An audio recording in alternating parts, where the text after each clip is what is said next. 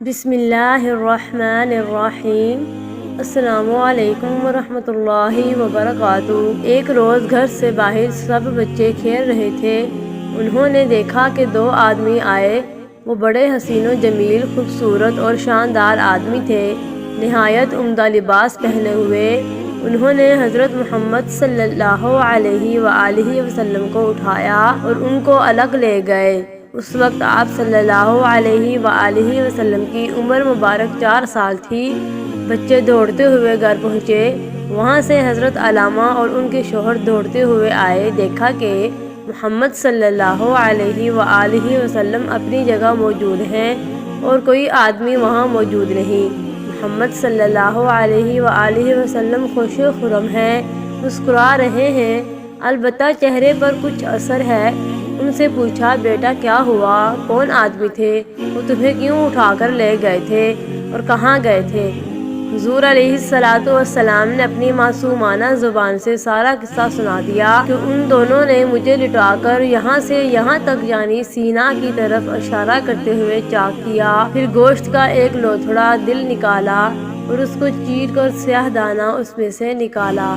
صاف پانی ان کے پاس تھا، اس سے دھویا، پھر اس کو اپنی جگہ رکھ دیا اور ٹھیک کر کے چلے گئے۔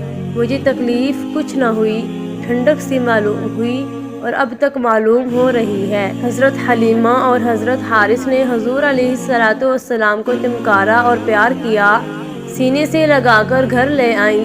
دوسری بار شق صدر کا واقعہ آپ کو 10 سال کی عمر میں پیش آیا۔ یہ حضرت ابو ہریرہ سے صحیح ابن حبان اور دلائل میں مذکورہ ہے۔ جب دوسری مرتبہ شق صدر ہوا تو آپ صلی اللہ علیہ وآلہ وسلم خوف زدہ ہو کر جلدی سے اپنی والدہ کے پاس چلے گئے اور سارا ماجرا بیان کیا۔ آپ کی والدہ چونکہ یہ بات جانتی تھی کہ آپ پر ضرور نبوت ہوگی، آپ کو تسلی دی، گود میں بٹھایا۔ اللہ نے ایسا کر کے آپ کے قلب کو دنیاوی خواہشات سے پاک کیا اور اس کے بعد آپ ایک اللہ سے رجوع کرنے لگے اور بتوں کی پوجا کرنے کی بجائے اللہ کی عبادت کرتے، جیسا کہ ان سے قبل انبیاء نے ایک اللہ کی عبادت کا حکم دے رکھا تھا۔ آپ علیہ السلام رات کے تیسرے پہر غار حرا میں تشریف لے جاتے اور اللہ کی یاد اور تسبیح میں مصروف رہتے، حتیٰ کہ آپ کی عمر مبارک 40 برس ہو گئی اور مبارک دن آ ہی گیا جب اللہ پاک نے آپ صلی اللہ علیہ وآلہ وسلم کو نبوت عطا فرمائی اور پہلی وحی کا نزول ہوا۔ اس مبارک رات تھی۔ رات کے آخری حصے میں غار حرا میں عبادت میں مصروف تھے۔ اچانک جبرائیل آپ کی خدمت میں حاضر ہوئے، آپ کو سلام کیا اور پہلے کی طرح آپ کا سینہ مبارک چاک کیا، اسے آب زمزم سے 3 مرتبہ دھویا اور آپ کے قلب کو دوبارہ اس کی جگہ پر رکھ دیا۔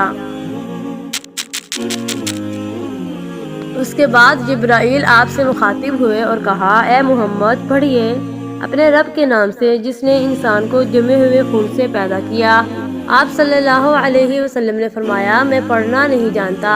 جبرائیل نے فرمایا، اے محمد پڑھیے اپنے رب کے نام سے جس نے انسان کو وہ دکھائی جس کا اسے پہلے علم نہ تھا۔ جبرائیل علیہ السلام نے تیسری مرتبہ کہا، اے محمد پڑھیے آپ کا رب بڑا رحیم ہے۔ آپ نے پھر وہی جواب دیا۔ اس کے بعد جبرائیل نے آپ کو پکڑ کر اپنے سینے سے لگایا اور دنیا کے تمام علوم آپ کے سینے میں محفوظ ہو گئے۔ یہ پہلی وحی کا بیان تھا۔ پہلی وحی میں پورے علوم کی پہلی 5 آیات نازل ہوئیں۔ اس وحی سے آپ کے جسم مبارک پر لرزہ طاری ہو گیا اور آپ اپنے گھر کی طرف روانہ ہوئے۔ اس وقت آپ کی عمر 40 برس تھی۔ آپ گھر پہنچے اور حضرت خدیجہ الکبریٰ سلام اللہ علیہا سے فرمایا، مجھے چادر اوڑھ دو۔ اس کے بعد آپ نے انہیں تمام واقعہ بیان کیا۔ حضرت خدیجہ نے آپ کو تسلی دیتے ہوئے فرمایا کہ آپ کو خوف زدہ نہ ہوں، آپ ہمیشہ غریبوں اور یتیموں کی مدد کرتے ہیں، کمزوروں کا بوجھ اٹھاتے ہیں اور دوسروں پر رحم فرماتے ہیں۔ بے شک اللہ آپ کو اس حال میں تنہا نہیں چھوڑے گا۔ اس کے بعد آپ پر وحی کا سلسلہ شروع ہوا، 23 سال تک جاری رہا۔ اس عرصے میں اللہ نے وحی کے ذریعے اپنے دیگر احکامات کے علاوہ قرآن پاک میں نازل فرمایا۔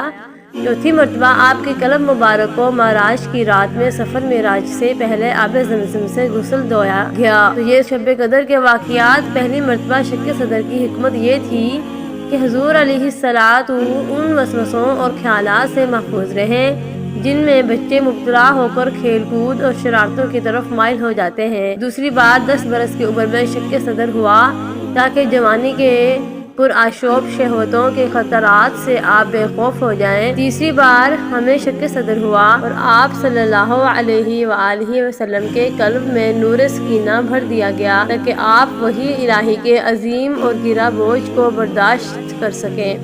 چوتھی مرتبہ شب معراج میں آپ صلی اللہ علیہ وسلم کا مبارک سینہ چاک کر کے نور و حکمت کے خزانے سے معمور کیا گیا کہ آپ کے قلب مبارک میں اتنی وسعت اور صلاحیت پیدا ہو جائے کہ آپ دیدار الہی کی تجلیوں اور کلام ربانی کی حیبتوں اور عظمتوں کے متحمل ہو سکیں۔ اس واقعے کا نام شرح صدر بھی ہے اور شق صدر بھی۔